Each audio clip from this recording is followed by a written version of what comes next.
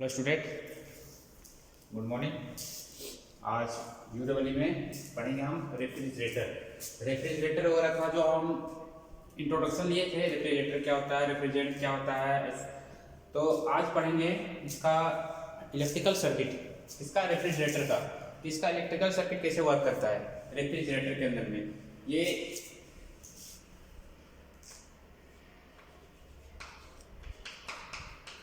10 mark के लिए important होते हैं। इसमें रेफ्रिजरेटर का इलेक्ट्रिकल सर्किट पूछ ले या वाटर कूलर का, तो इसमें हमें देखना है कि रेफ्रिजरेटर होता क्या है। ये रेफ्रिजरेटर जो है अभी दिन बाय दिन लोगों को चॉइस बढ़ता जा रहा है कि सबके घरों में अवेलेबल मिलेंगे, लेकिन पता नहीं कि वो जो रेफ्रिजरेटर है वो कितने वाट में चलती है या कितने ये होता है। बहुत सारे लोगों को पता नहीं, तो आज देखेंगे इसके बारे में कि रेफ्रिजरेटर होता क्या है। Now day a day the refrigerator has become necessity and no more luxury item as it used to be. It is an enclosed component designed to provide a low temperature for perishable food, stuffing and medicines. It is essential secondary function is the formation ice cube for domestic consumption. Refrigerators are available in the range of 65, 90, 135, 165, 286 liters capacity and the power of compressor में भी 75 वाट, 92 वाट, 125 वाट, 180 वाट and 370 वाट। क्या है कि जो है हमें ये low temperature करने के लिए क्या आता है, जो रेफ्रिजरेटर होता है इसको क्या करते हैं, हाई टेम्परेचर से लो टेम्परेचर करते हैं, उसको ठंडा करने के लिए काम आता है। तो इसमें क्या है कि बहुत सारा है, जैसे खाना को सुरक्षित रखने के लिए भी, खाना को खराब ना हो इसलिए हम उसको रेफ्रिजरेटर यूज करते हैं। और बहुत सारा मेडिसिन भी होता है जिसको हम उसको सही रखने के लिए, जो खराब ना हो, एक्सपायर मतलब उसके लिए हम क्या करते हैं, उसको मेडिसिन को भी रखते हैं। और उसका सेकेंडरी फंक्शन, दूसरा फंक्शन है कि डोमेस्टिक में भी इसको क्या करते हैं, जो आइस ट्यूब होता है उसको भी बनाने के लिए हम रेफ्रिजरेटर का क्या करते हैं, यूज करते हैं। और इसकी रेंज कितनी है, 65, 90, 135, 165 एंड 286 लीटर का ये हमारे इतने लीटर का अवेलेबल है कैपेसिटी इसकी। और द पावर, इसमें पावर कितना चाहिए हमें, 75 वाट, 92 वाट, 125 वाट, 180 वाट एंड 370 वाट।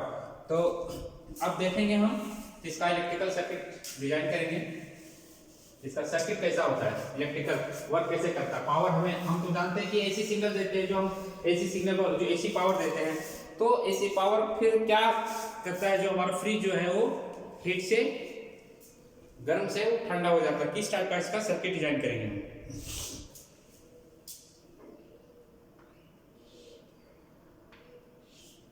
बहुत ही टफ है इसका सर्किट डिजाइन।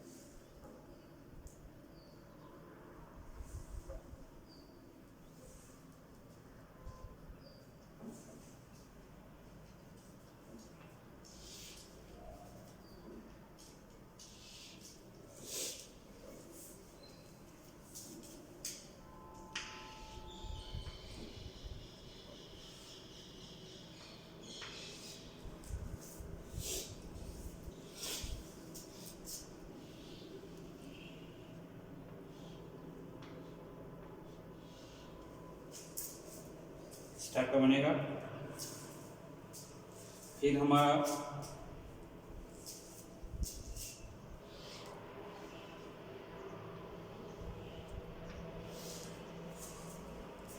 इस टाइप से रहेगा हमारे पास।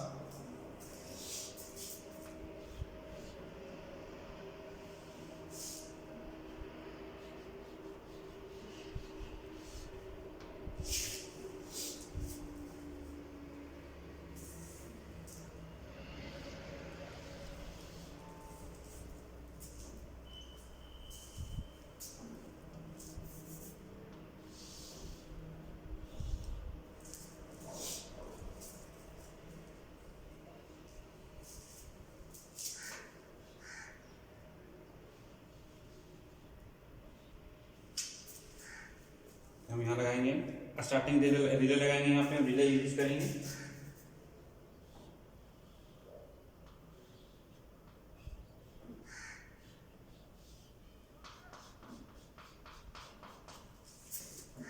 ये हमारा क्या है, रिले है।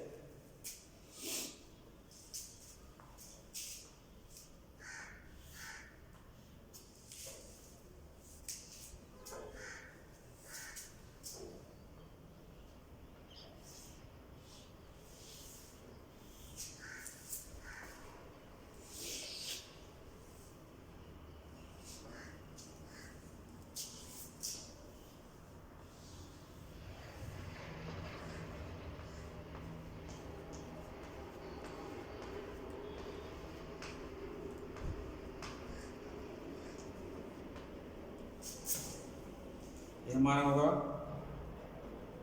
कंप्रेसर रोटर होगा।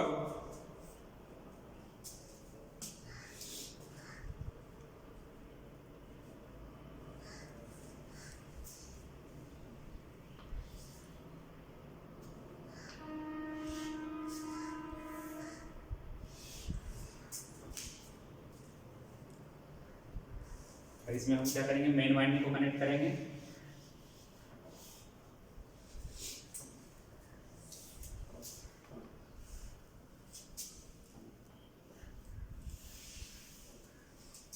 जो हमारा रिले जो होगा हमारा वो मेन वाइंडिंग में, यहाँ पर हम क्या करेंगे, ऑक्सिलरी वाइंडिंग बनाएंगे एक्सटर्नल।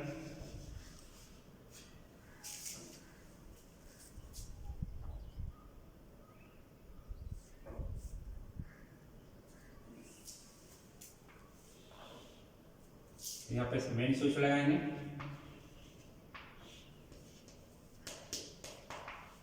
ये हमारा स्विच है और इसमें हमारा पे क्या होता है, एक लैंप लगा होता है।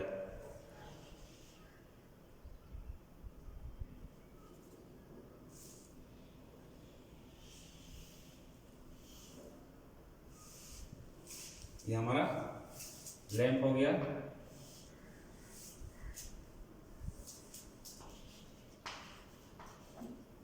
रेफ्रिजरेटर में जो लैंप लगे होते हैं उसको लैंप लगाए, ये लाइन है।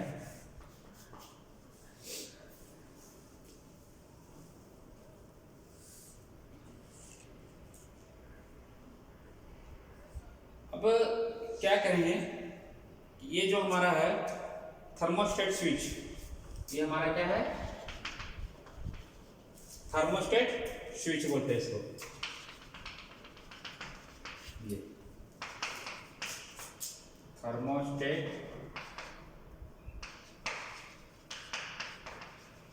ये हमारा क्या है, थर्मोस्टेट स्विच।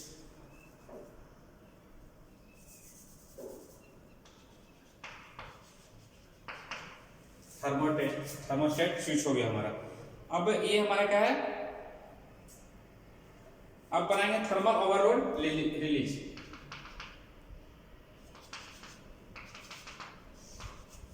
ये हमारा क्या बन गया, thermal overload release. Thermal overload क्या करेगा, थर्मल ओवरलोड को क्या करेगा, ये रिलीज करेगा। तो ये जो हम इलेक्ट्रिकल सर्किट बना रहे हैं वो अलग अलग जो इसमें फंक्शन लगा, जैसे थर्मोस्टेट हो गया, उसमें जो सर्किट में जो डिजाइन किए होते हैं रेफ्रिजरेटर के अंदर में, वो अलग अलग पार्ट होते हैं। और उस पार्ट को सारा हम क्या किए, इसमें कंबाइन किए हुए, फिर इसको हम क्या कर रहे हैं, अलग अलग पार्ट में बना रहे हैं। वो क्या हो गया हमारा, ये थर्मोस्टेट स्विच हो गया। थर्मोस्टेट का मतलब क्या होता है कि वो क्या करता है, कंट्रोल करता है। ये हमारा हो गया हीटिंग रेजिस्टेंस।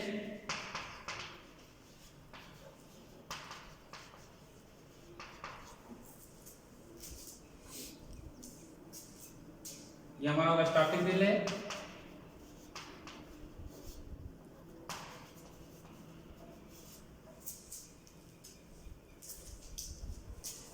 C1 C2 बोल सकते हैं, C1 C2। इसको A1 A2।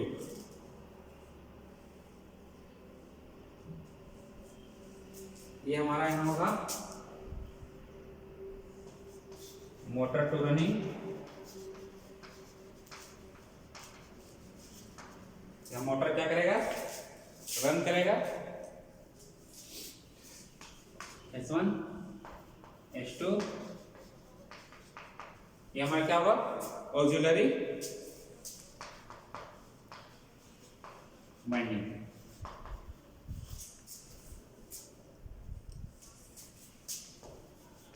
मोटर का क्या हमारा ये ऑक्सिलरी वाइंडिंग, जो मोटर लगा होता है उसमें जो मूव करता है।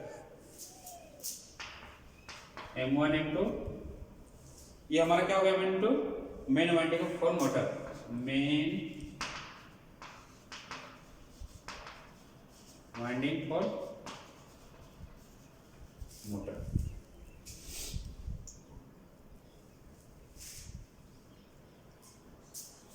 ये हमारा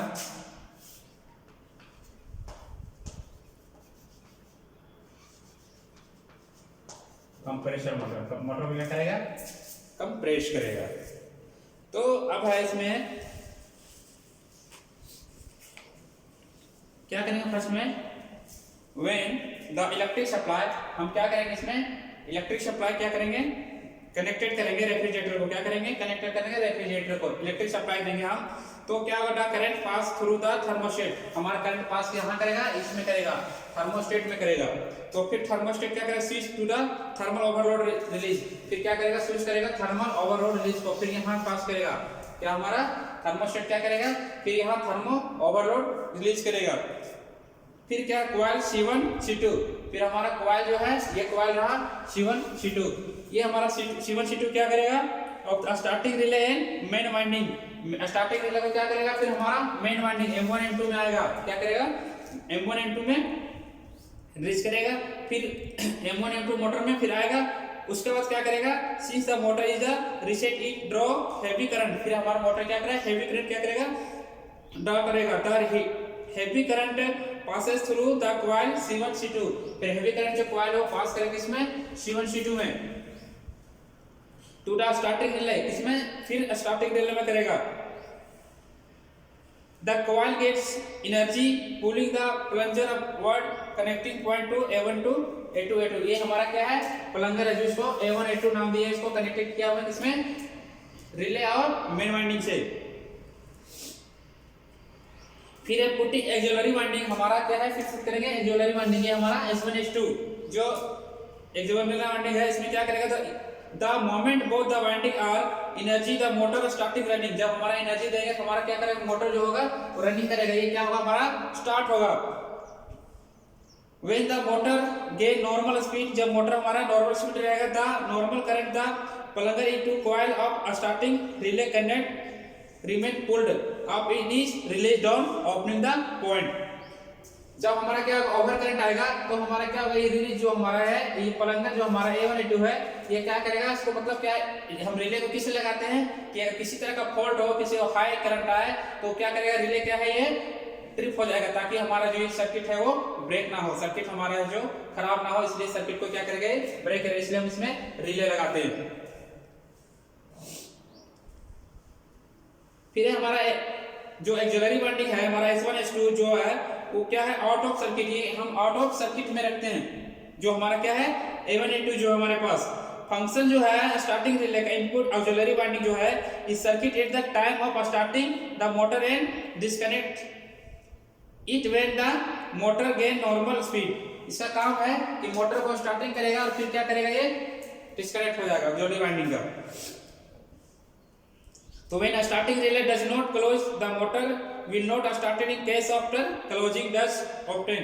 जो ये हमारा था नॉर्मल ओवरलोड व्हील जो है वो ट्रिप और फ्यूज विल ब्लो अप, जब हमारा नॉर्मल से ज्यादा वोल्टेज हमारे पास आधा करंट आ जाएगा तो ये ट्रिप कर जाएगा। जब हमारा ट्रिप हो जाएगा तो हमारा क्या होगा, ये जो हमारा सर्किट है वो क्या होगा, ब्रेक हो जाएगा, यानी कि ऑफ हो जाएगा। तो ये हमारा था रेफ्रिजरेटर का इलेक्ट्रिकल सर्किट। ये बहुत ही इंपॉर्टेंट है, ये कई बार एग्जाम में आ जाता है 10 नंबर में। तो पहले लिखेंगे रेफ्रिजरेटर क्या होता है, फिर सर्किट बनाएंगे और मैंने अभी क्या बताया जो इसका वर्किंग किया, जो भी सब क्या काम करता है, कोड फंक्शन क्या है, इसको भी लिखना है, वो आपको नोट्स में मिल जाएंगे। Thank you.